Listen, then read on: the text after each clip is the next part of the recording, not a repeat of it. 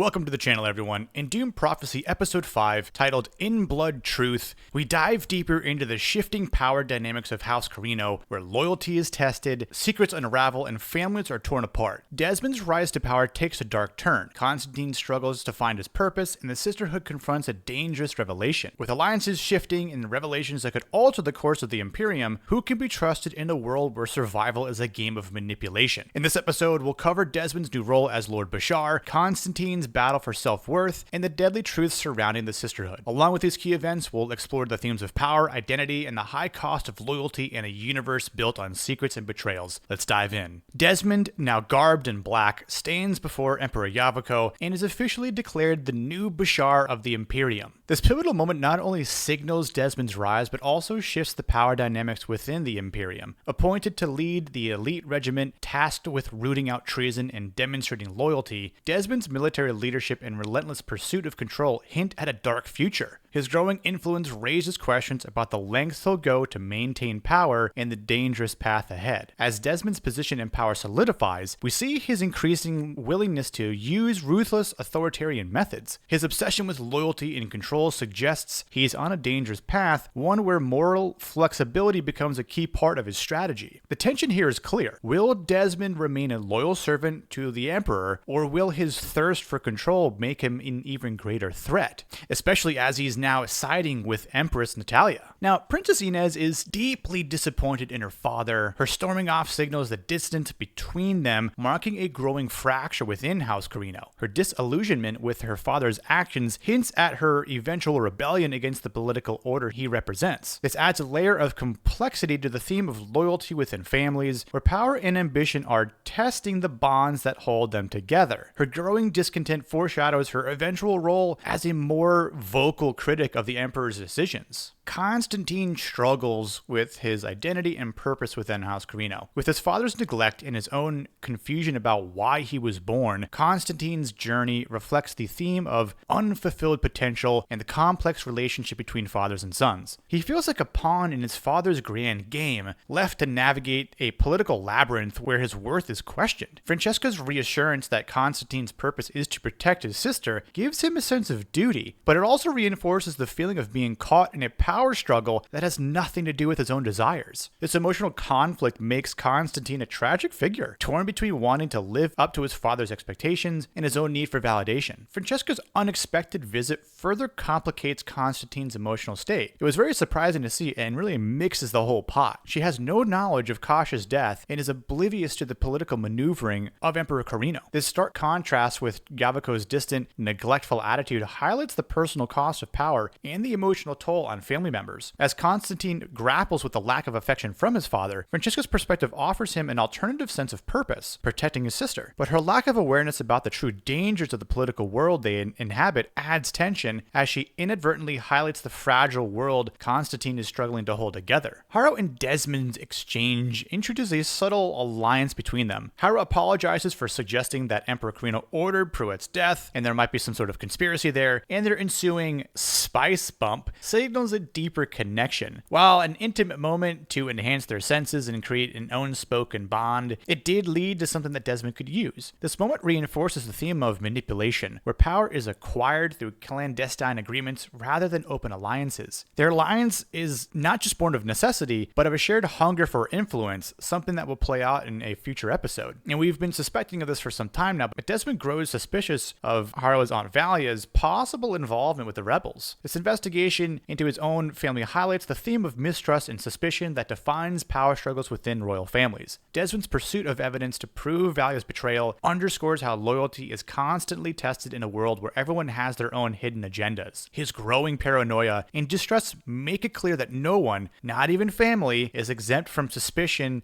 in this cutthroat environment. Harrow's dealings with Valya bring him further into her web of influence. When Valya manipulates him by placing the Harkonnen family ring on his finger, she deepens his commitment to her cause. This reflects the seductive and dangerous nature of loyalty in the entire Dune universe, where symbols of power are not just ceremonial, they represent real control over individuals. Harrow's growing involvement in Valya's plot hints at the dangerous game of loyalty and betrayal that is unfolding, where each move is strategically calculated. calculated. As Valya manipulates Francesca into pushing for Constantine to command the Emperor's fleet over Arrakis, she proposes the idea of imprinting to influence Yavaku's decision, suggesting just how far she's willing to go to change the course of events. The concept of imprinting introduces an eerie, almost sinister element where physical contact can shift political outcomes. Valya's desire to remove Desmond and take control of the Imperium's military reveals her ruthless ambition. She's willing to sacrifice anyone, including Constantine, if it serves her purpose. Francesca speaks to Yavaku about Constantine's potential, and the subtle emotional connection between them becomes evident. A brief kiss underscores the personal stakes in their political machinations. Constantine, still struggling to prove himself, might rise in the ranks, possibly replacing Desmond, and this underscores the generational conflict between father and son and adds fuel to the power struggles within House Corrino and the Imperium. Constantine's future with the Imperium hinges on both personal ambition and growing political ties, but his ultimate loyalty remains unclear. Is he trying to stay true to his mother Francesca, or is he going to stay true to his father now that he has and is gaining his trust? Kieran, a member of the Resistance, continues his efforts to undermine the Imperium. His actions with Michaela, revealed to be part of the Sisterhood, adds layers to the conflict. Michaela's dual allegiance to both the Sisterhood and the Fremen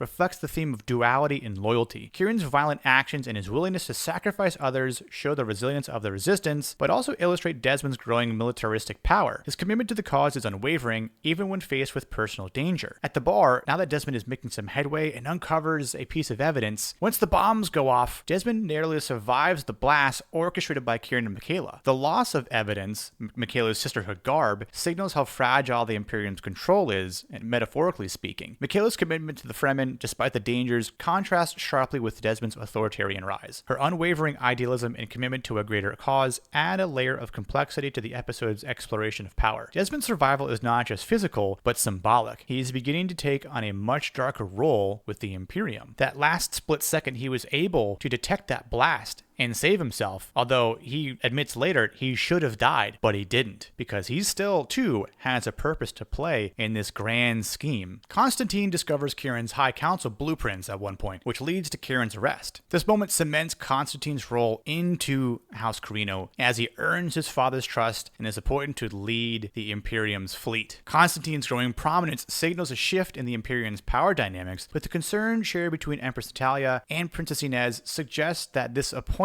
could have unforeseen consequences at the dinner table. The Empress's reaction implies that Constantine's rise could disrupt the delicate balance of power within House Corrino, especially now that Francesca has inserted herself here into the picture, and not necessarily at the dinner table, but in Emperor Yavaku's life once again. Now, as we talk about a couple things on Wallach 9, we see that Sister Jen is placed with the difficult task in guarding Lila per Tula's request. Lila's resurrection signals a deeper mystery within the Sisterhood that has becoming apparent to Sister Jen and later Sister Avila. And as Lila is dealing with her ancestors coming in and out and trying to control her body, at one point, Raquella is able to be channeled through her body and with her prescience, and Lila's transformation underscores the theme of internal sacrifice. The sisters are not just battling external enemies here, but are also grappling with ancient powers within themselves. Sister Lila's struggle to maintain mental control highlights the overwhelming burden that the Sisterhood must carry. One of the biggest revelations comes with Lila's virus. The discovery of the virus connected to Lila's tissue sample is an ominous twist. This virus, linked to nightmares and fears, suggests the true battle may not be for power, but for control of the mind and spirit. The implications for the Sisterhood are significant, as it hints at a greater force that is manipulating the Sisterhood's fate. The idea that this virus could be an airborne RNA retrovirus linked to the fear center of the brain adds a layer of horror in already high-stakes plot. And while Mother Avila thinks this is an abomination, it becomes more of a necessity in order to uncover the truths that remain hidden, especially within the shadows. I think the most shocking revelation comes when Tula discovers that Desmond Hart is her son. This emotional moment not only ties personal history to political power, but adds layers of complexity to Tula's decisions. Tula's disbelief and emotional response highlight the themes of identity and parenthood, as well as the intersection of personal and political stakes here in Dune Prophecy. Tula's reaction shows the weight of this discovery on her decision-making, and it could have profound consequences on her future actions with the Sisterhood and on the Imperium. The moment we hear Eneral say House Atreides and House Harkonnen and the look that just befuddles Tula's face, it immediately clicked. That's her son and Ori Atreides' son when we saw the flashback on episode 3 on Caladan. As far as my final thoughts go, this episode explores the delicate balance between loyalty and power, familial bonds versus ambition, and the cost of personal sacrifice. The manipulation of the characters, whether it's through political maneuvering, genetic imprinting, or ancestral influence, shows how deeply entrenched these themes are in the Dune prophecy world. With Constantine's new position and the unresolved tension within House Corrino, it's clear that the space Game of Thrones is far from over. What will Desmond do with his newfound power, and how will the Sisterhood's secrets change the balance, not only within themselves, but of the Imperium? Really, I think the stakes have been at the highest point this season. I am curious to see where the whole RNA retrovirus goes, what Tula will do with this newfound information about Desmond being her son. Will she show or will she tell her sister Valya about her discovery, let alone maybe Sister Jen or even Sister Avila? Or is she going to keep the answer held within in secret? But what did you all think about the twist in this episode? How do you feel about Constantine's rise and revelations surrounding Tula and Desmond? Let me know your thoughts in the comments section below. I hope you enjoyed this video. If you did, be sure to hit that like button, subscribe for more content, hit the bell for notifications, and I'll see you next time here on the Plot Strikes Back. Cheers.